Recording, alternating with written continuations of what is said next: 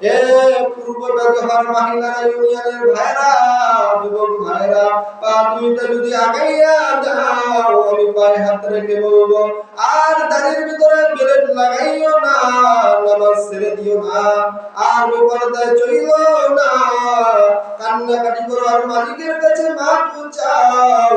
কুল্লু নাফসিন যায়িকাতুল মাউত, কার কখন মরণ হয় জানা নাই। এ যুবক ডান দিকে তাকায় দেখো, কর্মজীবনে কত বন্ধু ছিল আজকে হারায় ফেলছি, পড়ালেখার কত বন্ধু ছিল আজকে হারায় ফেলছি। ও দাদা তোমার সামনে দিয়ে তোমার নাতিটাও চলে গেছে, ও বাবা তোমার সামনে তোমার সন্তানটাও মারা যায়, একটু ডাইনে বামে তাকায় দেখো তোমার কত ছোট ছোট বাচ্চারা অন্ধকার কবরে চলে যায়, মরণের কিন্তু কোনো গ্যারান্টি নাই, ঠিক কিনা বলে? কেউ বলতে পারবে যে আজকে আমি এই জুমার নামাজ পড়ে বাড়িতে যাব, আসর পর্যন্ত বাঁচবো, এমন কোনো গ্যারান্টি আছে? হযরত আলী রাদিয়াল্লাহু তাআলা মুখে বলতেছে আমার নবী আলী তুমি মৃত্যুটাকে কত দূরে মনে করো?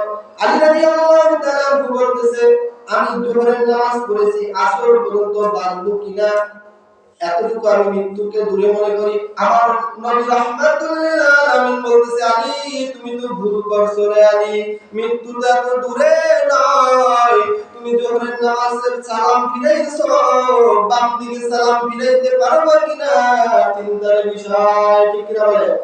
হে মুসলমান কিসের বাহাদুরি দেখাও? আজকে ফিরাউন এত বাহাদুরি করছে, সেই ফিরাউন কই, সাদ্দাত কই আছে? তাদের ক্ষমতা আছে এখন আর?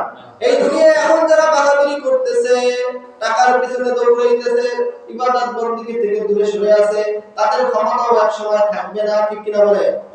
এখন তুমি নেতা, মরলে হয়ে যাবা নেতা, ঠিক কিনা বলে? হে মুসলমান যদি আমল নিয়ে কবরে যাইতে পারেন আল্লাহ রাব্বুল আলামিন বলবে হে ফেরেশতারা ওদেরকে আহলান সাহলান বলে জান্নাতের ফুলের মালা পরাইয়া জান্নাতে নিয়ে যাও, বলেন না সুবহানাল্লাহ। আর যদি গুনাহ নিয়ে কবরে যাও এই জমিন থেকে বিজ্ঞানীরা বলে, হুজুরদের কথা তো বিশ্বাস করেন না তেমন, বিজ্ঞানীরা কি বলে শুনে, বিজ্ঞানীরা বলে এই জমিন থেকে 9,30,00,000 মাইল উপরে সূর্য, ঠিক কিনা? ওই জমির উপর থেকে তাপ দেয়, আর কাল কিয়ামতের দিন ওই সূর্যটা মাথার 1 বিঘাত উপরে ছেড়ে দিবে, মাথার মগজগুলো ভাতের মারের মতো টকবক টকবক করে উঠতে থাকবে, কেউ কাউকে একটা নাক দিবে না, দিবে নাকি?